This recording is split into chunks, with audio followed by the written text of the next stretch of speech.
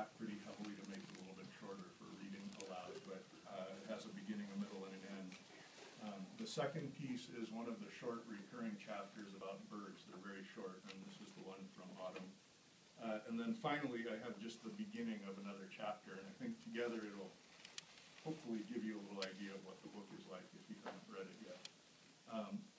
I should also mention, I guess I already said this, but all the parts that I'm going to read have been abridged pretty heavily for brevity's sake, so if it feels like something's missing or I skipped a part, that's just know that that's my attempt to help you stay awake while I'm so the first one, this is called Something Bright and Shiny. Despite our concerted effort to limit the children's exposure to the global media merchandising complex, Skyla's sense of style leans heavily toward the Disney princess look, which is to say glittery, shiny, and pink, or what she calls fancy. Of the hundreds of anglers fishing the Sound on any given day, it's a good bet that I'm the only one whose partner is sporting a rhinestone tiara, polka dot poof skirt, and pink leggings, along with their rubber fishing boots and life jacket. And of course, what princess wants to be seen with a shabbily dressed peasant? Here, Daddy, she says as we're packing lunch, I made you a lucky fishing necklace just like mine. It's a sparkling string of neon pink fishing lures, each designed to attract fish by spinning on iridescent mylar wings. These, though, have attracted a 6-year-old girl. I found them in a box of gear left over from my guiding days in Alaska and gave them to Skyla last year. Now the gaudy lures belong to me once more. She slips the necklace over my head, adjusts it so the biggest and shiniest lures are in front, and smiles with satisfaction.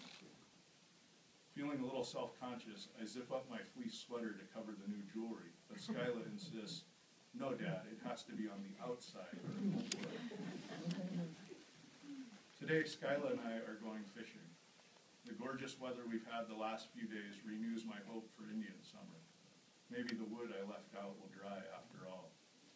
Vine maples on the hillsides have already turned their luminous red, and a few pale alder leaves flutter to the ground each day, but everything else is holding on to deep summer green foliage.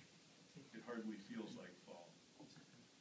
We put the boat in the water and cruise out into the open Sound, puttering along to avoid rocking the moored boats with our weight.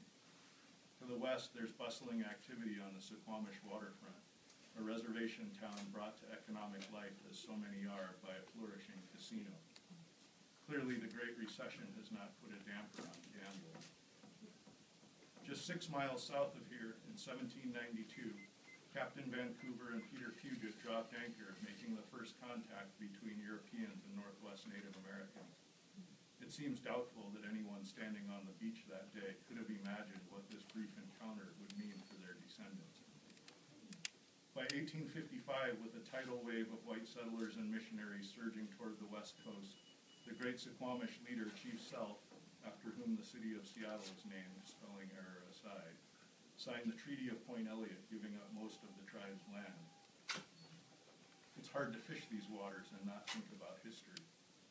There's a thrill to closing my eyes and imagining the hillsides and beaches without houses, the water without 100 years of abuse. A time when the only man-made structures were the cedar shed-roof longhouses of Chief Self's people, and the sea held an abundance we cannot even begin to imagine today. Poet and novelist Jim Harrison writes that when missionaries headed west to save Native American souls, it was the reverse of what it should have been.